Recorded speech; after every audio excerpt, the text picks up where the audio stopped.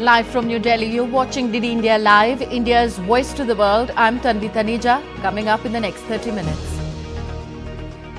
Israeli cabinet approves Gaza ceasefire and hostage release deal. Implementation to begin on Sunday. Ahead of Trump swearing in as president of the US, the Treasury to take extraordinary measures to avoid debt default. 39 persons killed in Colombia's guerrilla violence. Government suspends peace talks with rebels. And Under-19 Women's T20 World Cup begins in Malaysia today. India faced West Indies in the first match.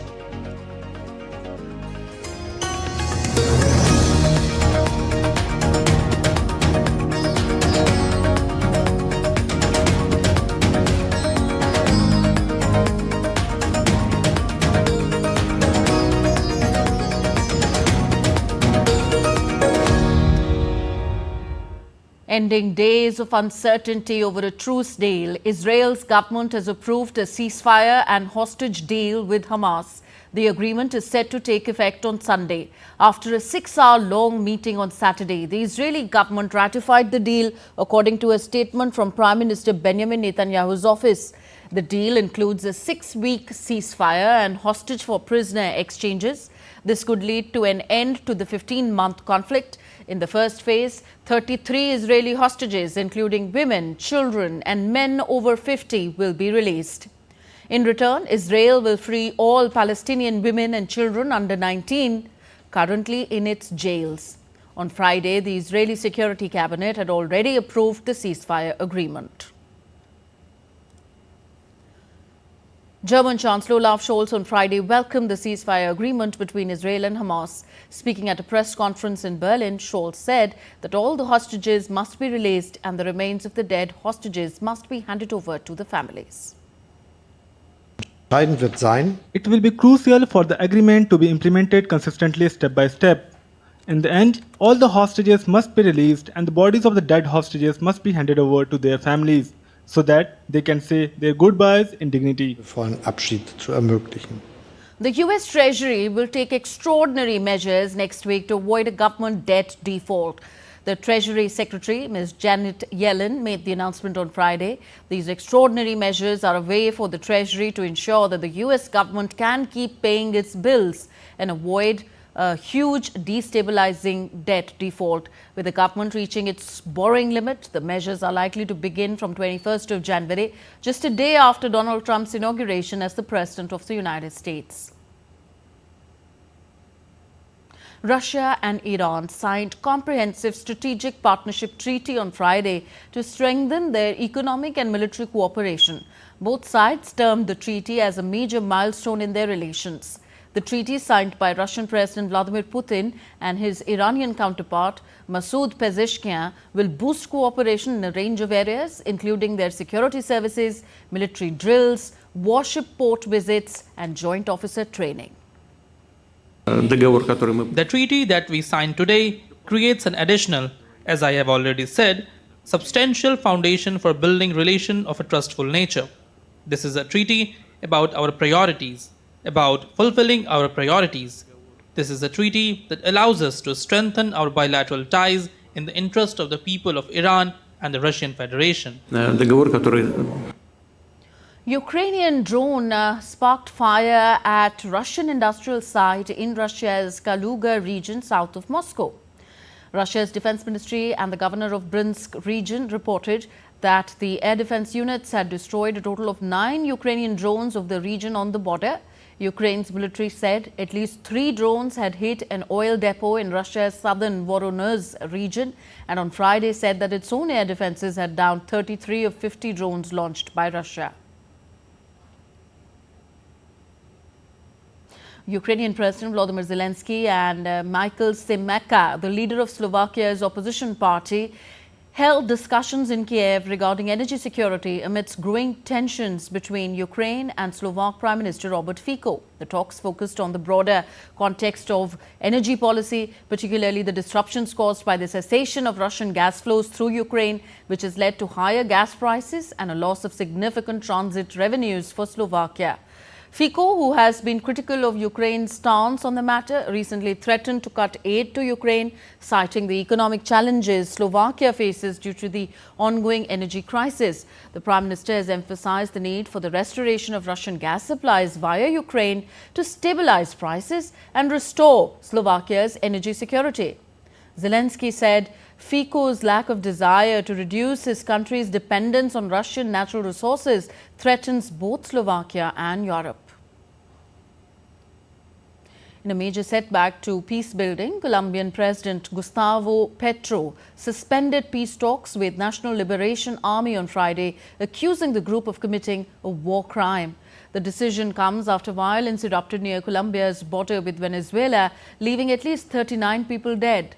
ELN fighters targeted a rival leftist group and a powerful paramilitary criminal gang in two separate incidents.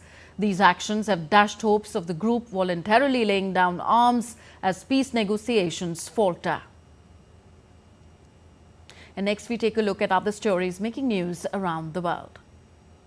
Police in South Sudan declared a nighttime curfew on Friday, a day after anti-Sudanese protests degenerated into looting and violence in the capital, Juba.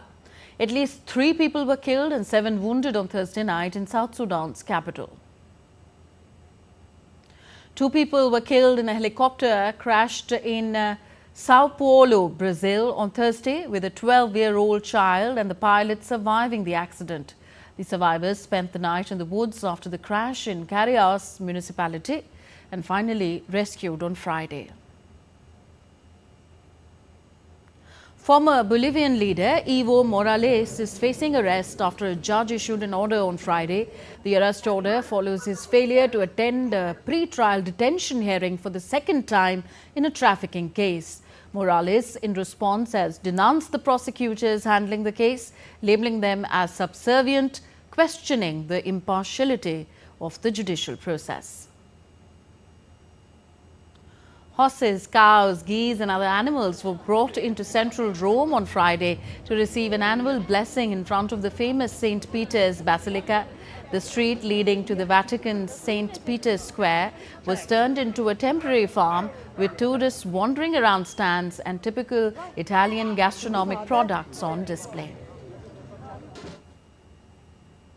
Nepal's Prime Minister KP Sharma Oli has assured power producers that there is no need to worry about energy consumption as the government plans to establish heavy industries like iron and steel plants and fertilizer factories within the country. Speaking at the Silver Jubilee of the Independent Power Producers Association, Nepal, Oli stated that the government aims to generate 28,500 megawatt of electricity within the next 11 years. He urged power producers to invest confidently in the sector and not to lease out their river licenses. Oli also clarified that the recent ordinances were issued to accelerate development and serve the people. These ordinances will be presented to Parliament within 15 days and are expected to be passed within the 2 months. In Sri Lanka, 24 houses were handed over to the beneficiary families as a model village in Kilinoche was inaugurated. High Commissioner of India to Sri Lanka, Santosh Jha, and Sri Lanka's Minister of Urban Development, Anura Kuranatilaka, jointly inaugurated the Model Village project and handed over the houses. The Model Village is part of a broader initiative under the India-Sri Lanka Memorandum of Understanding signed in 2017. The project, implemented in all 25 districts of Sri Lanka with Indian grant assistance, provides housing for 600 low-income families. Each district receives a village of 24 homes selected by district housing committees. So far, 12 model villages have been completed across Sri Lanka, including Jaffna, Batikaloa and Colombo. With over 96% of the project finalized, remaining villages are expected to be handed over shortly. And next, all the news from the Maha Kumbh, the largest religious congregation in the world.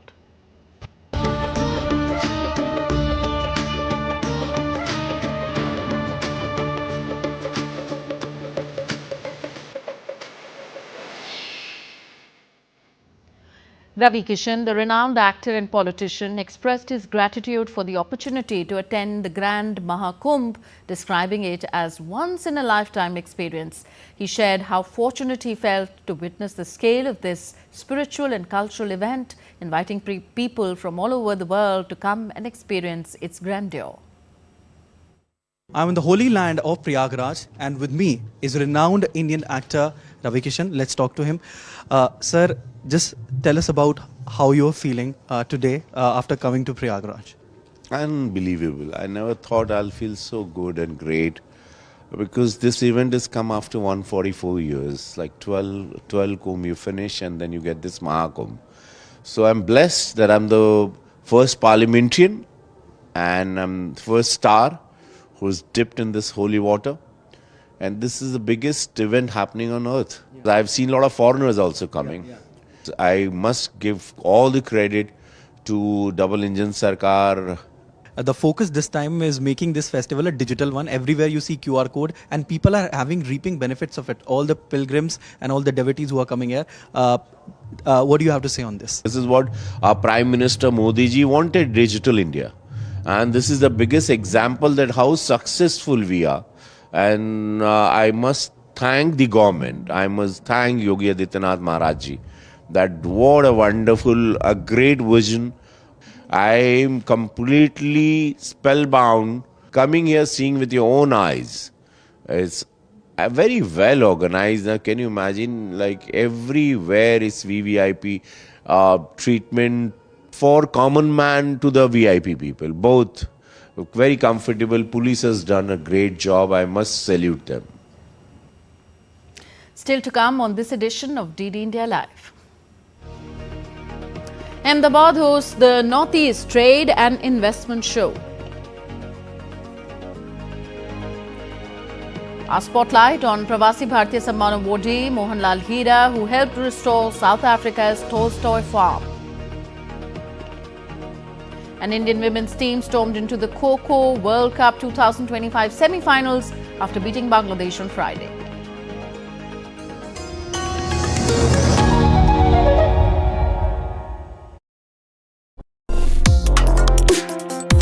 Complex issues, hidden agendas, twists and turns, strategic games. We think all dots are linked. We just need to connect them. Join me every week as I connect the dots to unravel hidden designs in statecraft, mysteries, and decode issues that matter to you. Watch Connecting the Dots with me at these times on DD India.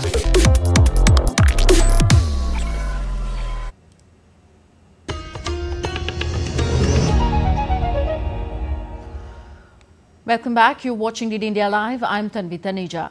India's Ministry of Development of Northeastern Region hosted the Northeast Trade and Investment Roadshow in Ahmedabad. The roadshow evoked interest from potential investors to explore opportunities in northeastern states.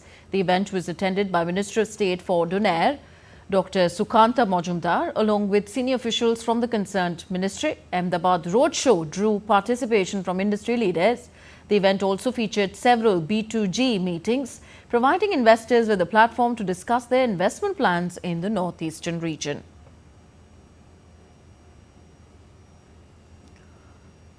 On the sidelines of the Northeast Trade and Investment Roadshow in Ahmedabad, Minister Dr. Sukanta Majumdar highlighted the potential of Northeastern region to emerge as one of the country's leading economic powerhouses. Its proximity to Southeast Asia also positions Northeastern region as a gateway to Southeast Asian countries, aligning perfectly with India's Act East policy.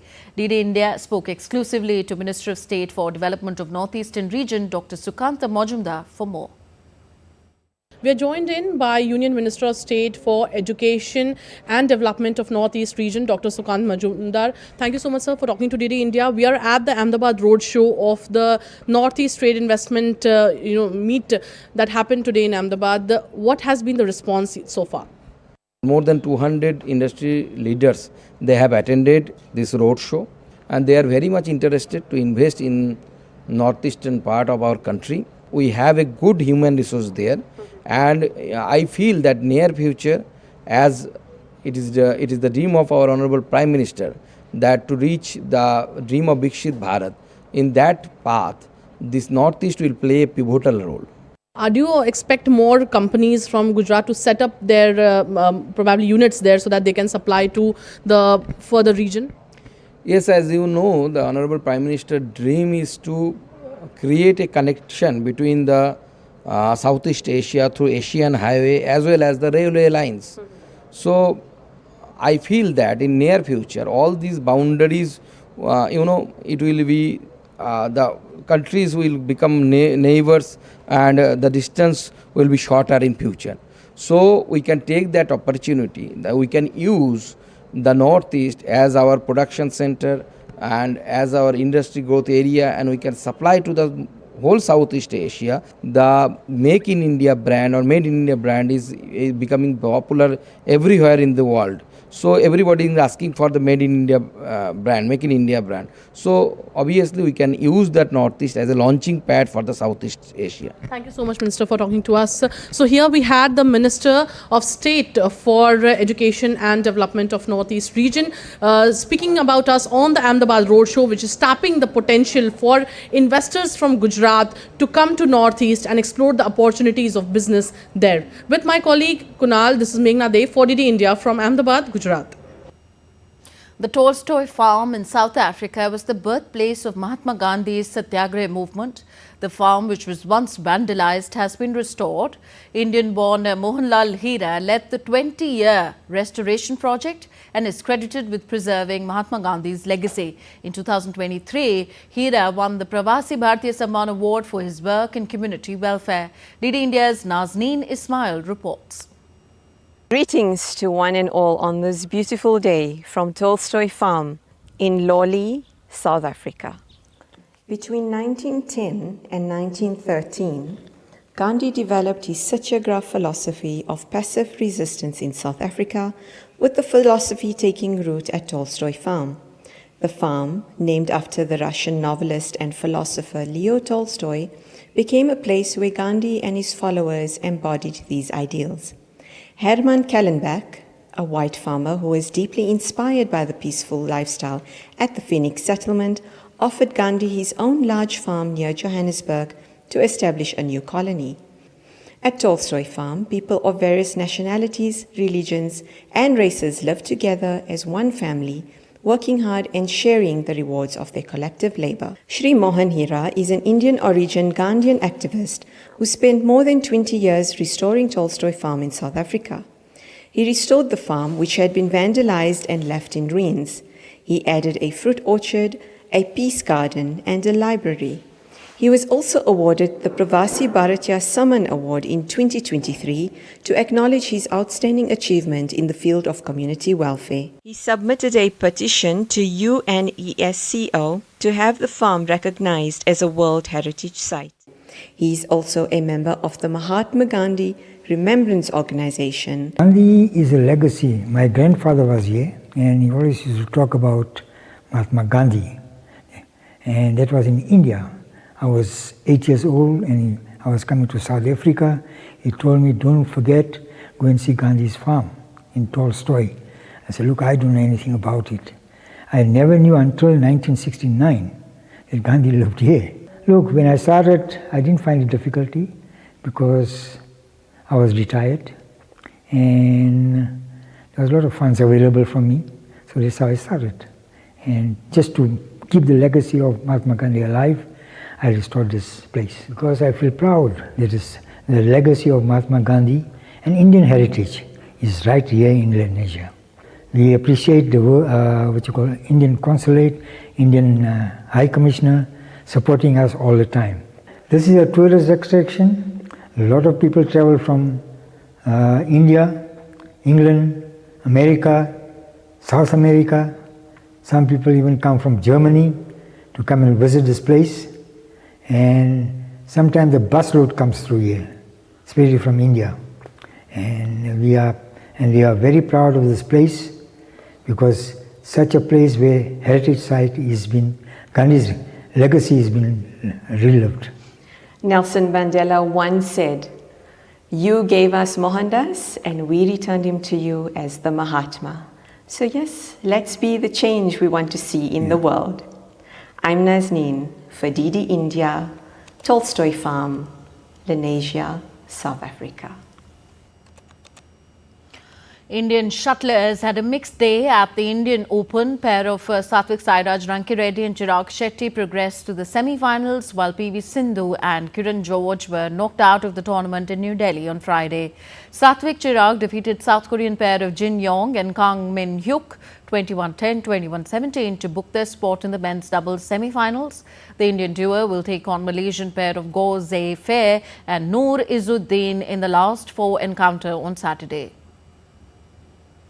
India's PV Sindhu crashed out of the tournament after losing to Paris Olympic bronze medalist Georgia Tunjung in the quarterfinals of the women's singles event. Sindhu fought hard to force a decider after losing the first game, but Tunjung managed to win the tie eventually.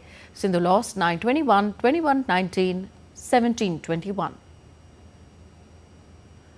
India's men's singles campaign at the event came to an end as well after Kiran George lost 21-13, 21-19 to China's Weng Hongyang. The ICC Under-19 Women's T20 Cricket World Cup featuring 16 teams is set to begin from Saturday in Malaysia. 16 teams will be divided into 4 groups, with the top 3 from each group progressing to the Super 6 stage. From there, the top 2 teams from each Super 6 group will advance to the semi-finals.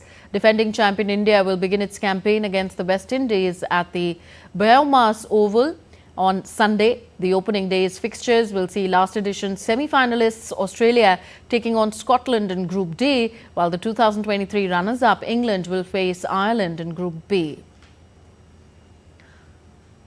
In football, Erling Haaland has signed a 10-year contract with Manchester City on Friday, which will keep him at the club until 2034. Haaland's contract was set to expire in June 2027. The Norwegian has netted 111 goals in 126 matches for City, winning the treble of the Premier League, FA Cup and Champions League in his debut season. Haaland broke records in his first season in England, netting 36 goals in his debut Premier League campaign and 52 in all competitions. The Indian women's team stormed into the T20 World Cup 2025 semi-finals after beating Bangladesh on Friday. The Indian team secured their semi-final berth at the 2025 World Cup with a commanding 109-16 victory over Bangladesh at the Indira Gandhi Indoor Stadium in New Delhi. India continued their streak of scoring more than 100 points, making this their 5th consecutive mark in the tournament. The victory has set up an eagerly anticipated semi-final clash on Saturday. Indian badminton is soaring to new heights, with players like Kiran George and PV Sindhu paving the way. A fresh crop of young talent is ready to take the centre stage. In an exclusive conversation with DD India's Narayan Singh, Badminton Association of India Secretary Sanjay Mishra shared insights on India's remarkable growth in the sport and the exciting young generation of shuttlers. Badminton is growing by leaps and bounds, and the India Open Badminton Tournament is one of the premier tournament in the BWF calendar. And to talk more on this, I am joined by the General Secretary of the Badminton Association of India, Sanjay ji. Sanjay, if we talk about the whole Indian badminton right now, the way things are happening, constantly the Indian players are knocking at the mega international tournament, also winning these tournaments. So, sir, how you look the whole Indian badminton right now? Indian badminton is growing very fast. We have a pool of junior players girls. We have Tanvi Patri, Tanvi Reddy, Tanvi Sharma, and other 4-5 more very good talented junior players. And even in boys, we have 4-5 very good junior players. So I think future of Indian badminton is very bright. And talking about the India Open, the way it has been promoted to the 750 events, and it's a big achievement, sir. In the future also, you are looking to put Indian badminton in the more dominant space in the world?